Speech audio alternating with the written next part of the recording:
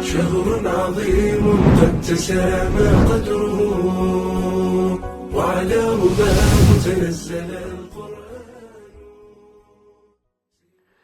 الحمد لله وحده والصلاة والسلام على من لا نبي بعده. أما بعد، نواصل بإذن الله تبارك وتعالى في الكلمات المختصرة حول النفحات الرمضانية، وهو نحب أن نرسل رسائل قصيرة كيف يمكن للإنسان أن يستثمر رمضان في خصائص معينة، في صفات معينة، في أخلاقيات معينة، حتى يخرج إن شاء الله وقد حقق المقصود الأسمى لهذا الصيام، وهو تقوى الله سبحانه وتعالى.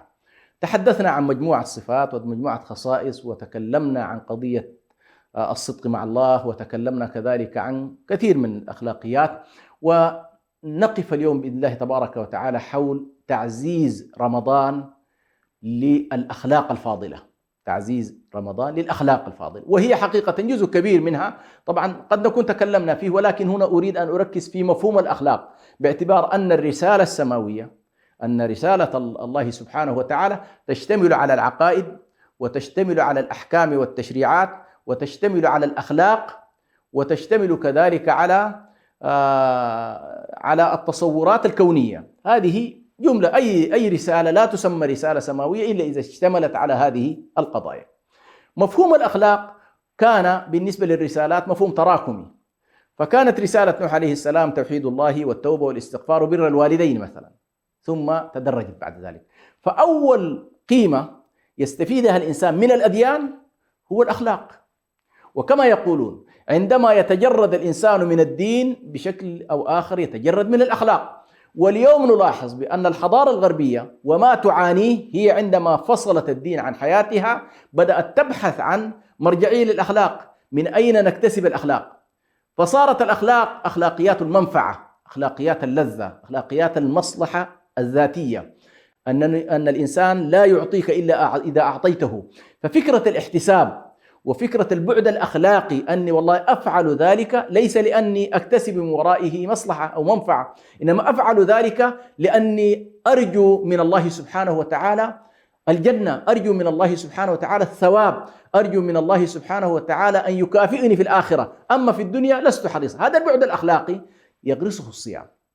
الصيام يغرس فيك هذا البعد، لأن هذا الامتناع عما هو مباح، هذا الامتناع عما هو مباح، وفي نفس الوقت أيضا الامتناع عن المحرمات، لأن الله تبارك وتعالى في شهر رمضان يقول لك لا تكذب، يقول لك لا تسب، يقول لك لا تخون، يقول لك كن أمين، يقول لك إذا شاتمك إنسان قل له إني صائم، يقول لك اصبر احتمل، يقول لك لا تقطع الأرحام، يقول لك بر بالوالدين بشكل أكبر في رمضان، يقول لك والله حاول أن تكون صادقا مع الناس، حاول أن تكون أمينا مع الناس. إذن كل ما يتعلق بمنظومة الأخلاق التي قال فيها النبي صلى الله عليه وسلم إنما بعثت لأتمم مكارم الأخلاق، لأتمم مكارم الأخلاق.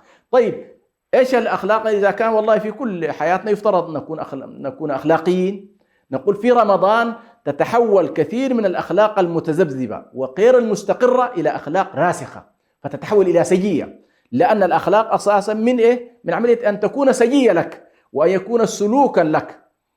ولذلك هذه من القضايا الأساسية التي بعث بها الرسل. يقول الله سبحانه وتعالى هو الذي بعث في الأميين رسولا منهم يتلو عليهم آياته ويزكيهم ويعلمهم الكتاب والحكمة. ولذلك كان النبي صلى الله عليه وسلم من اللحظة الأولى التي بعث فيها بلا إله إلا الله بعث في نفس الوقت أيضا بالصدق، وبعث بترك الكذب، وبعث بالأمانة، وبعث بصلة الرحم. ولذلك كان يقول عليه الصلاة والسلام إنما بعثت لأتمم مكارم الأخلاق أو لأتمم صالح الأخلاق.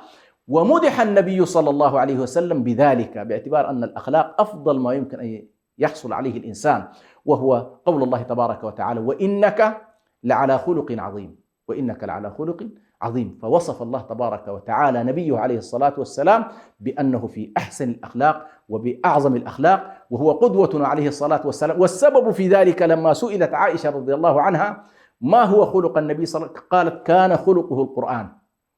ولما كان الوضع بهذا الشكل فإن النبي صلى الله عليه وسلم يقول اتق الله حيثما كنت وأتبع السيئة الحسنة تمحها وخالق الناس بخلق حسن. فأمرك النبي صلى الله عليه وسلم بالعلاقة مع الله بالتقوى، وبإتباع الحسنة السيئة، وإتباع السيئة الحسنة. إذا أخطأت يجب أن تتبعها بحسنة تمحها، وأن تخالق الناس. هذه العلاقة مع الآخرين، علاقة مع الآخرين، علاقة مع الله بالتقوى، وعلاقة مع الذات بأنك أنت والله تشغل العداد بتاعت الحسنات حتى يمحو السيئات، إن الحسنات يذهبن السيئات، وأن تخالق الناس بخلق حسن. ولا بد أن ندرك بأن والله ماذا يستفيد الناس منك في أنك تكون صائما أو تكون مصليا أو تكون قائما بالليل، ولكن لا ينعكس ذلك في أخلاقك. فإذا قابلك الناس أنت سباب، أنت شتام، أنت لعان، أنت سارق، أنت زاني، أنت صاحب فواحش، أنت كذا، ماذا يستفيد الناس منك؟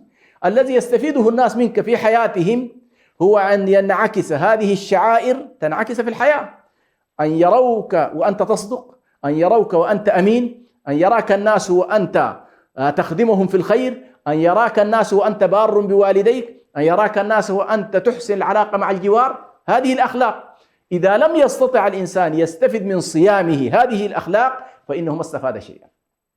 لابد أن يكون الصورة واضحة.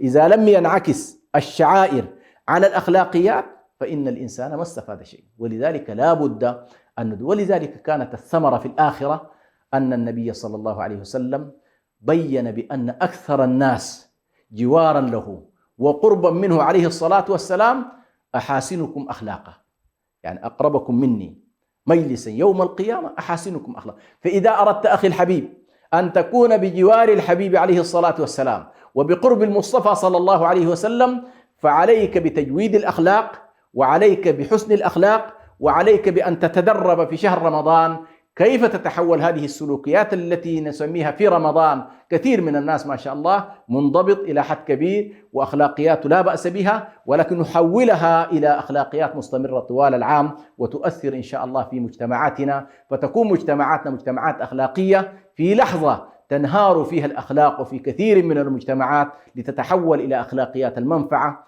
وأخلاقيات المصلحة الذاتية وأخلاقيات الهات دون أن يكون هنالك عطاء. نسأل الله سبحانه وتعالى أن يجعلنا ممن حسن خلقه وحسن دينه. والسلام عليكم ورحمة الله وبركاته. شهر عظيم قد تسامى قدره وعلى رباه تنزل